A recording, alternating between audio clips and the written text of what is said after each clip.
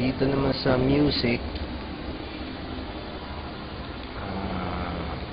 pwede po kayong gumawa ng playlist kung kumbaga by category yung iti-play nyo mga songs. May artist, album, tsaka shuffle tracks. Try po tayo mag-play ng isa.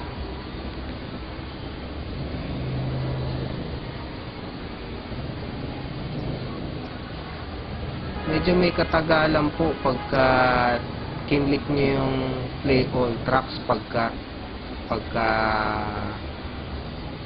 masyado na po kayo maraming MP3 na nakalagay sa memory.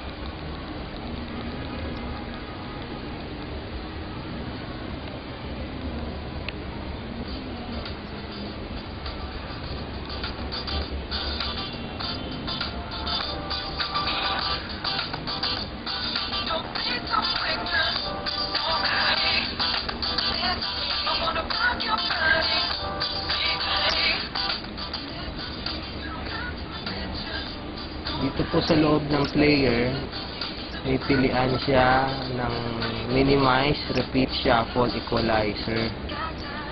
Yung equalizer po, ang hindi lang po ko pabor dito is hindi customizable yung equalizer. Mga preset lang na hindi nyo po pwedeng adjustin yung quality ng sound. Ang mga preset po is classic, jazz, pop, rock, at concert hall. Hindi po siya pareho ng mga Sony Ericsson na pwede nyo po i-adjust yung bass, yung treble, yung quality po ng sound. Ito po, fix na po.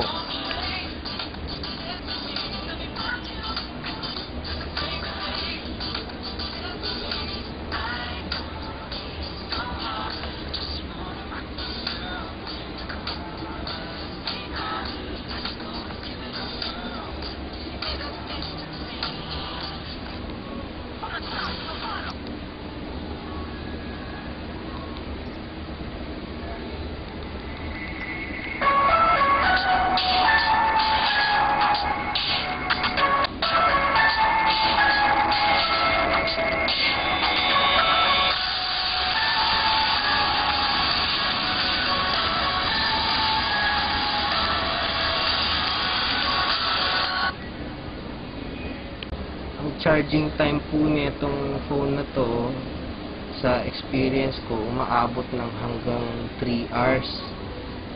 Pero matagal naman po yung life ng battery. Ito po yung expansion slot memory. Gumagamit po siya ng micro SD or transflash. Na-try ko lang po is hanggang 1 GB. Hindi ko pa po alam yung mas mataas kung gagana siya. Pagka sinet nyo po yung wallpaper nyo na dito niya babasahin sa external memory, pag tinanggal nyo po itong external memory, natural po, magre-reset yung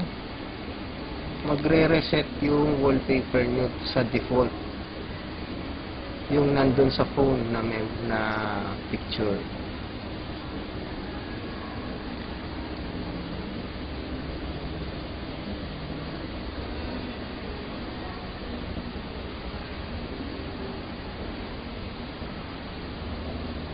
Sa games naman po, na-experience ko po, hindi po lahat gumagana. Try nyo po yung mga game developers na sikat, gaya ng EA, Capcom, yan yung sure na gagana dito sa phone na to. Pero yung mga hindi gaano kakilala, usually gumagana pero lagpas po sa resolution ng cell ninyo, kaya useless din po.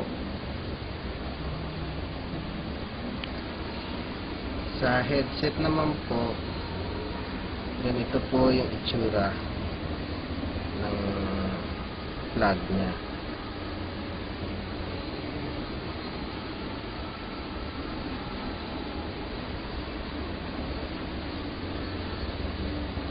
Ingat po kayo sa pagbili dahil merong ibang nakapackage na wala pong kasamang headset.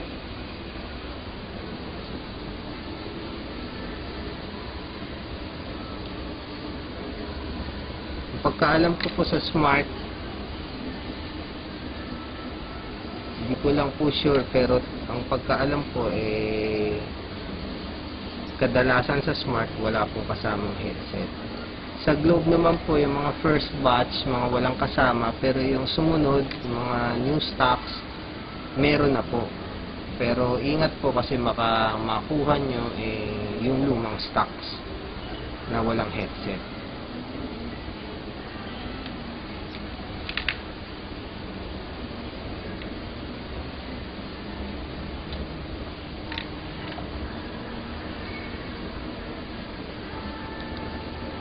Pasensya na po sa video at yung screen medyo blurred ang dating. Hindi po masyadong makita ng klaro.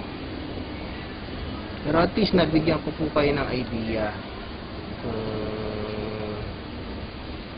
anong itsura ng interface, ng paano paggamit. Sana po nagustuhan niyo yung video. Salamat.